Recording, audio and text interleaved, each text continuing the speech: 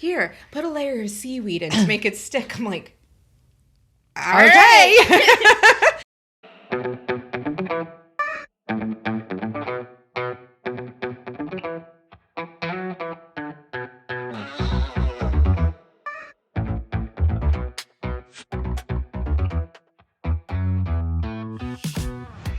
Hello, hello, hello, and welcome to Well Shit. It really is that simple. I'm Claire. And I'm Serena. On this podcast, we help you to understand about your 12 universal needs, why they are currently not being well met, How to meet them in ways that work for you, and how to consistently do so in quick, easy, and simple ways that fit seamlessly into your life. We'll also help you to understand how doing so will have a positive ripple effect in literally every area of your life. If you like what you hear, come and join the conversation in our Facebook group. And enjoy the show. Hello, hello, hello. Hey, everyone. So I'm feeling disappointed right now Why are you disappointed? because I can't think of a song that goes with what the content is for this one. Like, we did songs for the last two. Can you think of one? We'll come back to this. I mean, we probably won't. We'll probably forget about it completely. And Either that or that's where my mind will be the entire time. I'm like, we said we were going to sing. Santa baby. I mean, I'm always going for that.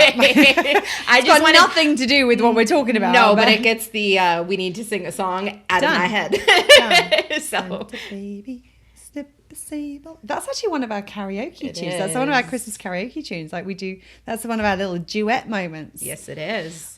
Yeah. We're going to have to do that again this year. We're gonna do it every day until Christmas now. No, we're not. Oh. I mean, I thought in the last episode saying we were going to do something every month until Christmas was a stretch, but every day until Christmas, I mean, Well, if it doesn't work for you, it doesn't work for me. So back to the drawing board. there we go. There we go. And that's what we're talking about today is like, how do we go about creating the holiday season that really works for you? And a lot of the time, this is about co-creating because what we've done is obviously we've broken the cookie mold in the first episode.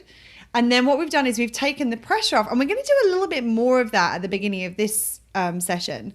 And then what we're going to do is now we've broken the mold and we've taken the pressure off, we can shape any kind of cookie we want. In fact, we don't even have to make cookies if we don't want to. We could make something entirely different, or we could just order in and not have to worry about making anything. Like there's a whole bunch of things.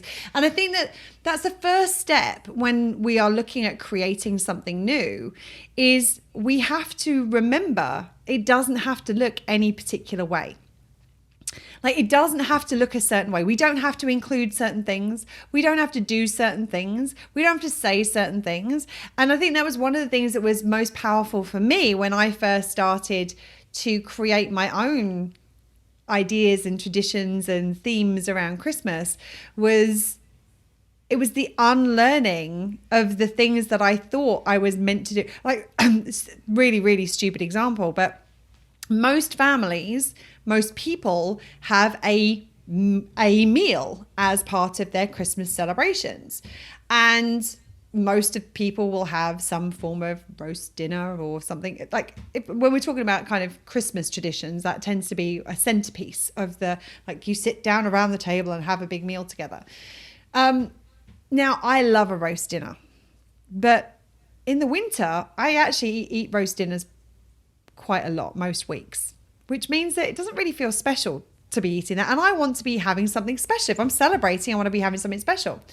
Not only that, but I really do not want to spend my celebratory day in the kitchen doing a lot of shit. Which a lot of people do. I mean, I know somebody who like gets up at like 3 o'clock in the morning to put their turkey in the oven and it's like basting the whole, I'm like, nah, I don't want to be doing any of that. So when I first started looking at this for myself and starting to create the traditions that I wanted, I was like, I always had this thing. Now, anybody who knows me well knows I like variety. Especially when it comes to food. I like to have a little bit of everything. I like to have even my little Claire Bite mouthfuls, which have a little bit of every little flavour on it, so I can enjoy every flavour every time. And I decided that actually what I wanted to do was I wanted to have lots of different things. One of the things I had this idea years ago, before I actually knew what tapas was, that I wanted to own a restaurant where everything was in miniature. So you didn't have to order one starter. You could order like 6 starters that were miniature, but you'd have this like an appetizer size. And the same thing with the main dish, that you could order like bite-sized versions basically of everything, so you could try all the different things. Like that was the ideal thing for me. And that was when it came to like thinking about Christmas and celebrations and food. Actually, I wanted to have pretty much appetizers all day. And so that's what I would do, is I would get a whole bunch of different appetizers in from all kinds of different cuisines, and I would graze on them all day. Like my favorite thing about Christmas is spending time with people, like playing silly games with people, like engaging with people. So I would rather sit and like nibble something throughout the day and spend my time with my people than I would spend half the day in the kitchen, sit with them for a meal, and then have to spend the rest of the time cleaning up the kitchen from all the stuff I've had to make. So often, like one of the first starts to creating is not just breaking the mold, but in actual fact, putting the recipe book away and saying, well, why? I mean, we broke the cookie mold. Why do we have to make cookies? What if I want to make dim sum? What if I want to make tapas? We were just talking about it. What if I want to make cake? What if I want to make ice cream? What if I don't want to make anything? Exactly. And so that's one of the first steps to creating the holiday season that works for you, is to start with a blank slate. And every time that you start to create, like ask yourself, is this something I think I'm meant to do? Or is this something I want to do? And you really want to figure out ways of figuring out what you want this day to look like for yourself. First things first. And obviously the first example of this is if you are celebrating solo. How do you create the day that you want? This year, exactly. And as I said, I mentioned in a previous episode, I've known people who curl up on the couch with a book and a glass of something yummy and some food, and that's their happy place. That's what they get to enjoy, and they love doing that. Other people, they enjoy engaging with other people. So great example was me last year. Was the first time ever that I was away from home. I was away from my family at Christmas, and I was by myself, as in I was traveling by myself. I was living by myself in a different country. Now, obviously I have my soul family or certain members of my soul family just down the street. But I was like, actually, I do want to spend time with people. And so Serena and I spoke, and I was like, actually, would you and Joe like to come and spend Christmas here? And she was like, yeah, absolutely. So because even though I was on my own, I decided I wanted to spend it with people, but I also decided who I wanted to spend it with. And I went to see if I could co-create, like, first, does it work for you? Yes, it works for me. And then we had a conversation about like what were the things that we wanted to include as part of that day. And each of us brought our own things to the table. And then we ended up creating something above and beyond what I think was, I mean, the thing I actually loved about it was, in some respects, was actually Christmas Eve. Was, as we mentioned in a previous podcast, we were meant to have like a big Friendsmas round here with a bunch of different people having dinner and watching a movie, and COVID kind of did what COVID does and like blew that one out of the water.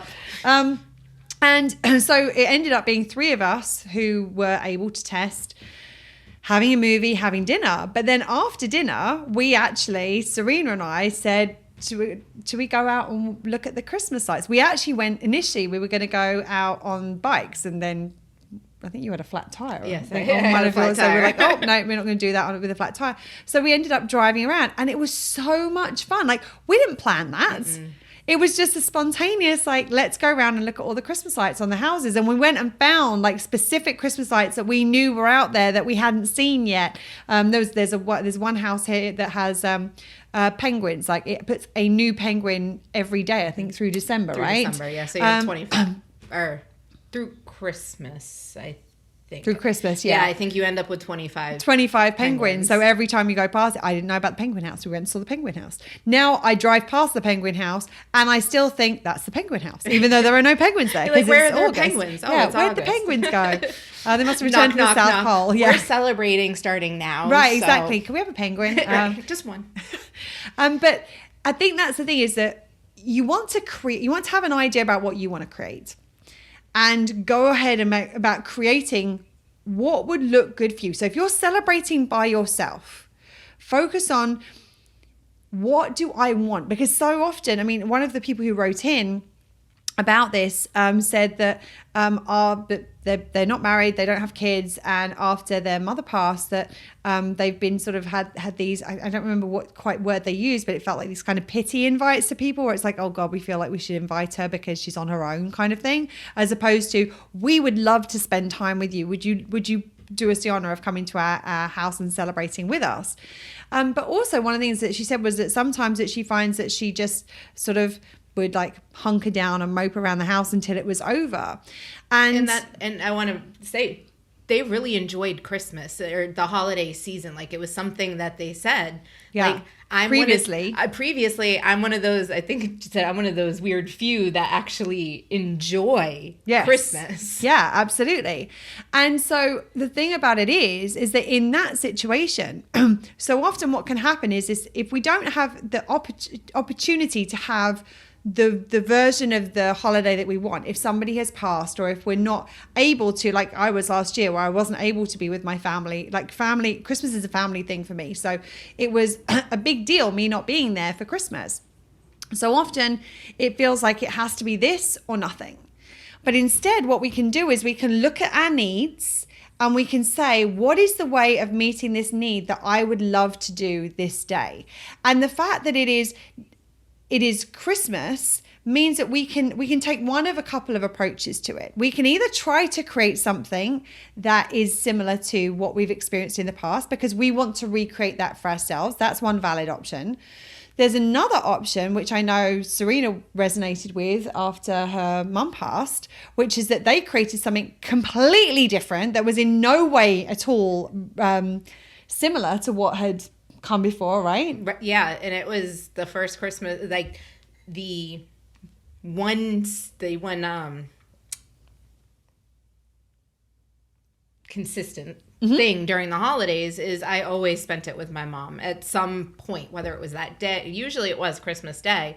And so the first year she was gone, even though we had been traveling and I didn't get to see her all the time, I was like, well, isn't this going to be weird? And then it was like all the flood of emotions, like, oh, when she's not there for when I watched this movie, or all the things. And we were like, I think she might have been grateful for the fact that she wasn't there when you watched that movie. Probably. I think most people are grateful. It's a long-standing family tradition that I don't think was her favorite one. No, definitely not.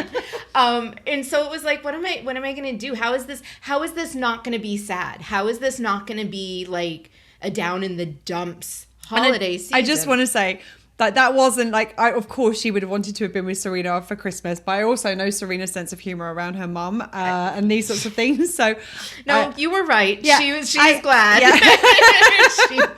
Like, if anyone listening, everyone's going, oh, that's a bit insensitive. Like her mum's like celebrating the fact she's not going to sit and watch this movie. Of course, that's not the situation.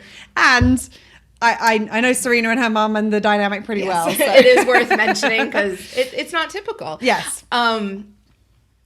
There was a lot to process around, and this is before I even knew about needs, that I had them, how to meet them. It was like, all right, what am I going to do to like not have this be crappy? Like from the moment, I mean, she passed away in March. Like that's a lot of months to think about how crappy the holidays can be. Yeah. And it was like, no, we're going to do something totally different. It's not going to look like anything we've ever done before.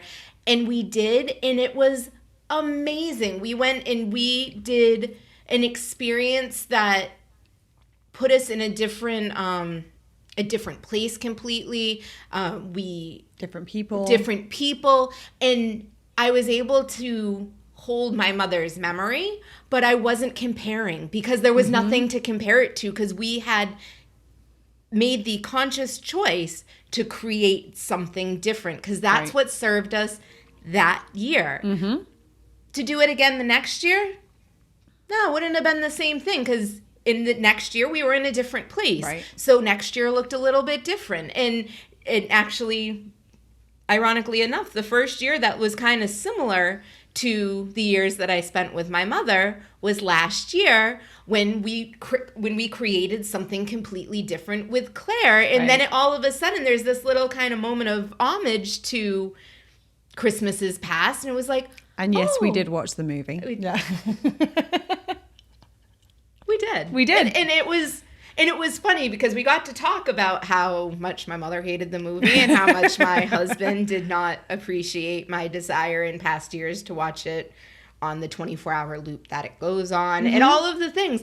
But it was so amazing to have, and I hadn't even considered the fact, the starkness of the first year without her, and then the last holiday that I celebrated, that it really shows what's possible when you create it for yourself, when you co-create, because the next thing we're going to actually talk about is co-creating and creating with others. There's just one thing before we get on to that. I was talking about the 3 different approaches to kind of creating when you're on your own. So you've got this, and obviously this is relevant when you're creating with others as well. But the first thing is, obviously, you can try and create the similar kind of thing. The second thing is, as Serena did on that first year without her mom, create something completely different. Or what you can do is, the third option is, you can bring some of the little moments of those kind of the things that feel right to bring into this year's celebration while creating something new. So if you look at, for example, this last year, there was very little that I thought was going to be kind of traditional Christmas for me. I'm in the tropics. For a very, very long time, I actually dated somebody who really wanted to have a tropical Christmas. And I was adamant. I did not want to have a tropical Christmas. I'm like, I liked spending time. I mean, I'm from England. So spending time in the tropics, that was a special occasion for me. So it was like, I want to enjoy my time in the tropics, but if I do that at the same time as Christmas, it's not going to feel like Christmas. So like, I feel I'm going to miss out on one of them. So it was the first time with the tropical Christmas. It was my first time away from my family on my own. And there were still some small little things that we brought through as these kind of little nods to the family traditions that I had. And actually, I've got to thank Serena for one of them, because she knew that it could be a little bit difficult for me being away from my family for the first Christmas. And she contacted my mum to see if there was a particular decoration that I liked or what have you. And my mum said, oh my goodness, yes. It was actually, ironically enough, I asked, is there a tradition? Oh, a tradition. And the tradition came out. It was something, and I'm thinking, oh, she's going to lay something on me, and then I'm going to have to try and figure out how to make this tradition happen. And it happened to be a decoration. And so, and it was cool. We have a decoration, which is Santa's washing line, which is a washing line that has like the pants and his jacket and his socks and like various things. I think these ones have actually got his underpants on it as well, haven't they? On them. Like, I don't think the original one did, but like when welcome to last year 2021, where we put our undies on the line too. And so what was interesting was, like, I opened this up and it was like, oh my goodness, there was this little piece of my home tradition, and I always put up Santa's washing line at home. Obviously when I'm there, it's always the last decoration to go up, and that's what we did when we decorated this place. And I was like, it was so nice because I had this little piece of tradition with me, but what we created, which we'll get onto in terms of the creating with others, was completely like not even in the realm of what Christmas would normally look like. So when we are now, it's important now to look at how we start to co-create with others. And so when we're talking about co-creating with friends, or when we're talking about co-creating with adult family, it's important to remember that we are all responsible for our own needs. So it's a slightly different conversation than it is when we're co-creating with children, which we'll get onto in a minute. But what we want to do is we want to come to the table knowing a few things. The first thing is we need to know what our boundaries are, what our deal breakers are, what things that are not okay with us, that we're not interested in. But what we also want to do is come in with what are the things that we really want to create. Like if we've got this blank canvas ahead of us, I always say, if you've got a magic wand and you could have it exactly the way you wanted it, what would that look like? And then if those are things that you can't do, is there something you can do which gets you close to those things? So that's basically what Serena and I did. And bless him, I think Joe just got brought along for the ride. Story of Joe's life. But I actually think that, but the funny thing was, what was very interesting is that Serena and I co-created what Serena and I were going to do. And like, we weren't sure whether Joe was going to join us for the whole thing. Like I'd said, obviously he's more than welcome. But what was really interesting was at the end of the day, Joe said like it was one of the best Christmases he's had. Like he really enjoyed it. And I was like, oh, I love that we created something that was magical for him as well. And he also, I want to note that Christmas Eve, Claire and I spent together. And Joe was like, actually, no, I'm good. I'm going to stay home for going out and doing lights. And something I never thought would happen in my married life, I spent Christmas Eve in Claire's bed so she didn't have to wake up on Christmas morning. And I was like, hey, on babe. my own. I did have to wake up Christmas morning. Finish the sentence, Serena.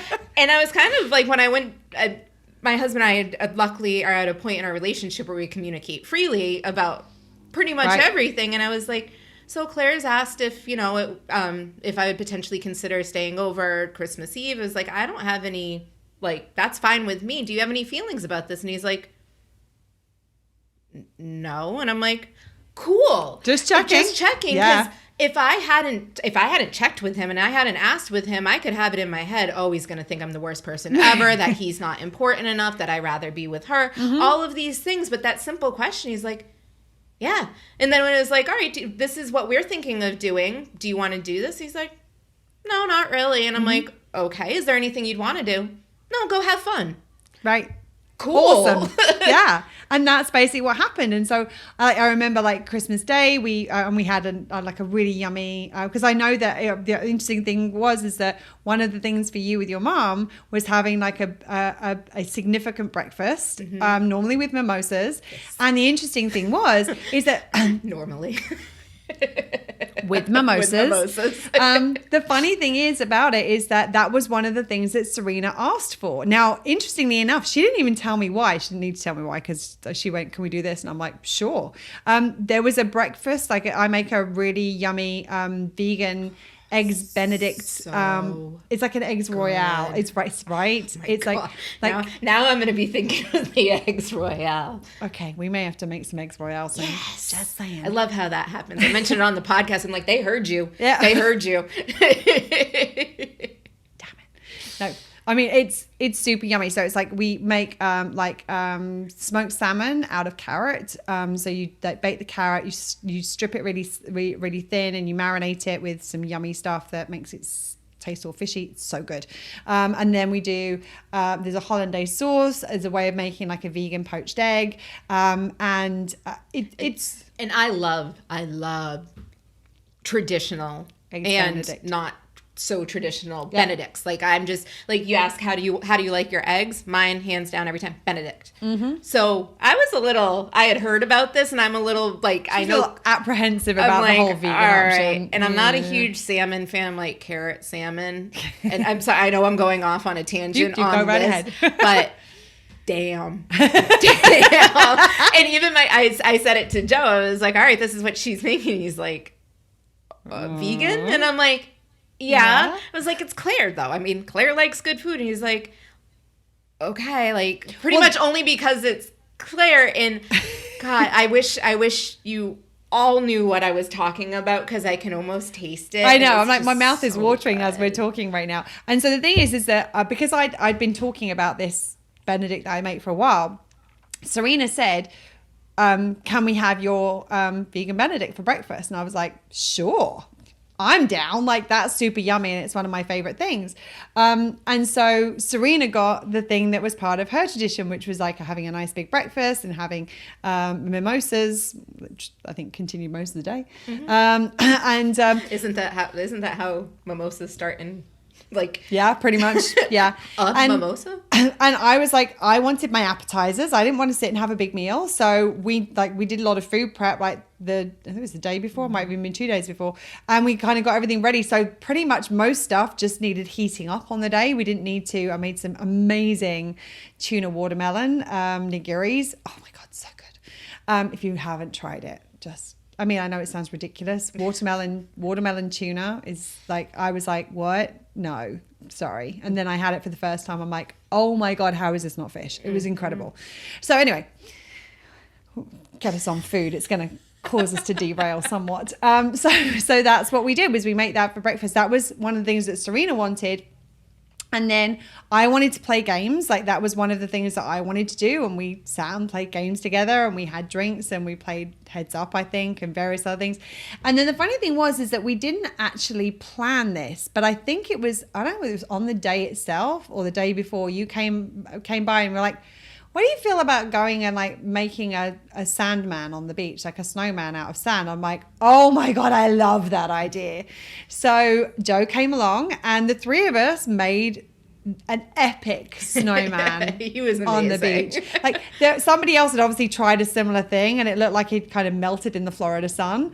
Az was like, I think he's Instagram famous. I'm not sure. Yes. There were a lot of pictures taken. They're like, can we take a picture of your Sandman? Yeah, like, a lot of people are like, can we take credit for this? Like, sure. And that's what we did. We hung out. We exchanged. I think we had like a gift each or something. Like, that was like, it was a small thing, but we did it. But it wasn't the focus of the day. Because, and it was actually only because we found something that we wanted to give. Like, it wasn't the pressurized, we talked about, in the last episode, the pressure of having to do gifts. It was, I found something, I'm like, this is, yes, she needs this. And it's like, and the funny thing was, I opened it and went, oh my God, I've always wanted one of these.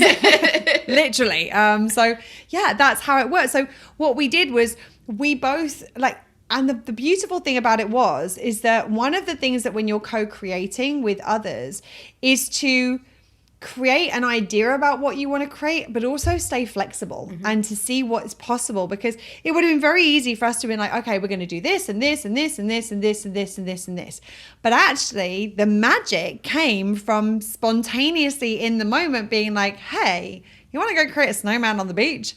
Hell yes, I want to be doing that. Actually, it's interesting. That just sparked a memory. As we said, we were gonna do like a lighted bike parade, just the two of us riding around with our bikes, looking at the Christmas lights, and then we go outside, get on the bikes, and I'm like, all right, I got a flat tire. Right then and there, that could have killed it, because we were both like, "Aw, we had planned to do this. We were so excited to ride around." So we're like, all right, let's hop in the vehicle and we're gonna drive around. And that just didn't seem at first as spirited or anything. I was like, all right, well, we're gonna be in four doors and whatever. We went all over the island. We saw things we never would have found if we were biking, because we probably would have died either halfway there or halfway back. And we just, drove down streets we've never been down. We found fake snow. We got into a snowball fight with, kind of creating that. We're in the tropics, have places that created snow with foam. People who had snowballs that were just cotton. I actually think they were like the cotton dryer balls that you put in to make your stuff dry quicker. But it's like, we can still have a snowball fight without snow. And they created that, and then they brought us into it, and it was just... It was incredible. We had so much fun that night. And as Serena said, like, we saw things we would never have seen if we'd done it the way that we had intended to do it. We couldn't do it the way we intended to do it, because you can't do it with a flat tire. But it was that made it special. And it was that made the Sandman special. Like, it was like, do you want to go do this? And it was like, I didn't know how to make a Sandman on the beach. So luckily we had Joe's engineering skills. He was the one that helped with the structure. We were doing the creative thing, and desperately, like, here, put a layer of seaweed in to make it stick. I'm like, okay. And just so you know, if you're building sand things, a layer of seaweed helps things stick. A layer of seaweed does help things stick. And wet sand. Yes. Yeah. I didn't know that. Well, I knew it had to be not dry, but I didn't realize how wet it needed to be. And I'm like, I'm learning shit as well. This is kind of cool. But yeah, that was the thing about it. The whole thing was just, we created, because both of us were like, hey, I'd like to do this. Hey, I'd like to do this. Cool. Does that work for you? Yes, let's do that.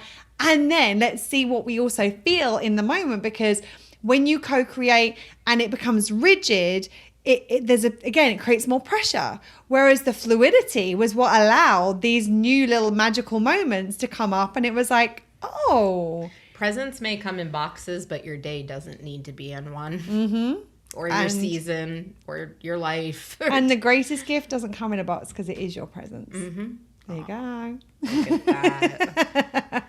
So this is the thing, is that when we're talking about having the communications with how to co-create with others, the other thing that's really important about that is to focus on what you are trying to create. Focus on the magic. So a little bit like I was saying, I think it was in episode 1 of this series that we were talking about, how do we create traditions that are fluid and flexible? How do we create something that we can use and it can adapt each year to where we are? So one of the things that you can do with that, as I said, is like start off with emotions. Start off with the things that you want to feel.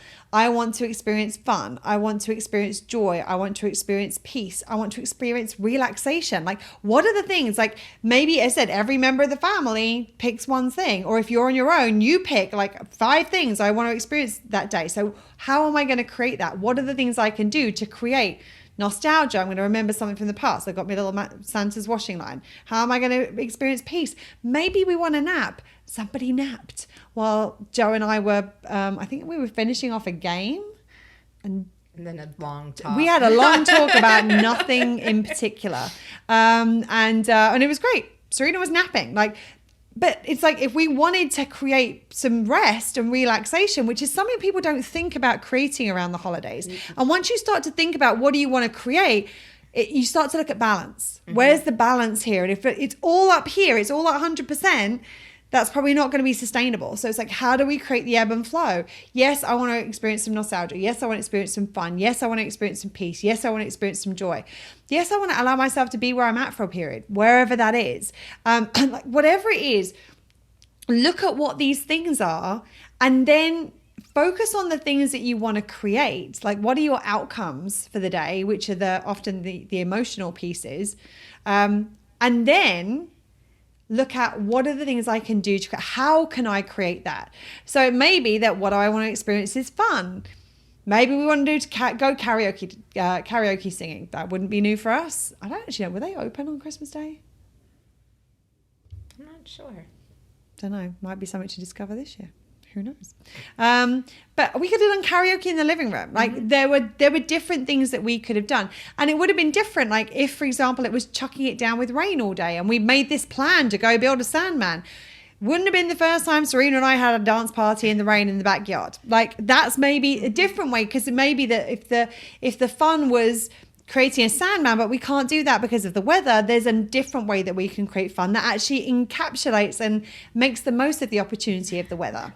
A melted snowman party? A melted snowman party. That's just a pool party. Nice. I like it. I mean, yeah, there are so many things. And if you get less, so a little bit like with our needs, if we get less attached to the preference for how we're going to meet the needs and instead focus on what the needs are, when we're focusing on co-creating, if we get less focused on the way that we want to create these things, but what we want to create, that opens up options. And the more options you have, the more likely it is you're going to find the ways that are going to work for both people. And in creation, we need to also identify what hasn't really worked in the past. Yeah. So in the past, like, what needs do you feel have really just kind of yelled at you during the holidays, after the holidays, in reflection of... Me, please. And taking that and being like, usually around the holidays, I'm really tired. Mm-hmm. Okay, your foundation function need usually gets impact. How am I going to create something that doesn't impact this need in the same way? I'm going to flip that around and I'm going to say, rather than how do I create something that doesn't impact it, how am I going to meet that need during the holidays? So we're focusing on what we want, and it's not about... It's about also recognizing, Serena's right, because you want to stem the things that are going to drain your needs.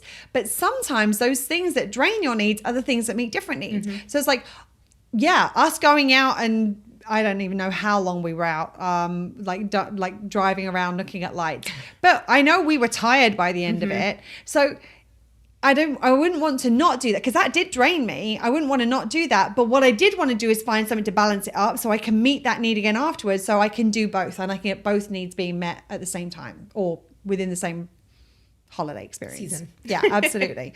And it is important to notice the things that are going to drain your needs, especially if those things are not meeting your needs. So this is where like going all out and decorating everything because that's what you feel like you should be doing, but it's draining your needs and it's not really giving you anything, that's one to leave off the list. We've talked about it in the previous episodes. I think we've mentioned it in both episodes in this series, which is an important part of co-creation for people with children in their lives. And that's co-creating with children. And that can be parents, that can be family members, like co-creating with the children. Right. I want to specify that this isn't specifically just for a tool for parents to use. Absolutely. So when you're doing this, what you want to do is so you again have an idea about the things that you want to. You have to get clear on that as well as part of this process. And then you want to talk to the children, like ask them what are their favorite things. Ask them if there is anything that you do that they aren't really that bothered about. Ask them if there's things that they would like to do, but they don't currently get to do. Ask them what they would like to do to make it special, because so often it's like there's this dynamic that we think needs to exist, which is like the parent needs to be doing stuff and the child needs to be receiving. Get the child involved in the magic. Sometimes that's one of the magical things. One of my favorite memories from when I was a kid is we used to make marzipan fruits with my grandmother. I mean, I can't eat them now because I'm allergic to almonds, but at that point in my life, I was able to eat almonds. And I remember like sitting around the dining table, we'd sit there for hours and we'd like take some marzipan and like shape it and paint it different colors. It was fun. Like I loved doing that. And I loved marzipan fruit. They were yummy to eat, but I loved the process of creating them almost more than I did the eating of them, because it was something we got to do together. And as I said like earlier, where we talked about having, I don't know whether it was in this episode or it might be in the previous episode, where we talked about having, if you've got older children and younger children, how can you get the older children engaged with creating magic for the younger children? Sometimes the magic is in creating together. And so often, it illuminates the things that actually really matter. And normally the things that really matter aren't the things that we think really matters. And the things that they really care about aren't the things that we think they really care about. But it means we can put the energy and focus into those, and we can let go of the things that might be taking our time, taking our energy, and stopping us from really connecting and being present with our children, which is often what most of them want most of all. So it's really important when we come at this kind of creation thing, we look at it for what is it that I want to create? What is it that you want to create? Let's throw the ideas in a pot, find the things that work for both of us, and then stay open to creating magic spontaneously as the day unfolds, as the holidays unfold. And when you get that moment of like, oh, do you fancy going and doing this? Just because it's not in the plan doesn't mean to say that we can't do it. That's the moment where it's like, oh, maybe I'm being inspired by something. I don't even know why. And you never know what magic will be created by following that path. I think that might be it for creating magic today. Only for today. Only for today. Creating magic all the time. Oh, you know it. Anything you want to add? Abracadabra. I would have laughed if like a rabbit had appeared next to us. So many missed opportunities for glitter. I'm wondering if I wonder if there's something I could do in terms of the special effects for the, I don't know whether I could add something to the video. Maybe that's something I want to create. Maybe not. I'll have to see whether it meets my needs or not. Yeah. In that moment when you're actually in the creation of it. Absolutely. So we are wishing you a magical festive period, whatever you do, whether you are by yourself, if you're enjoying time alone, if you are not in the best of places and you are just in the magic of healing by allowing yourself to be where you are.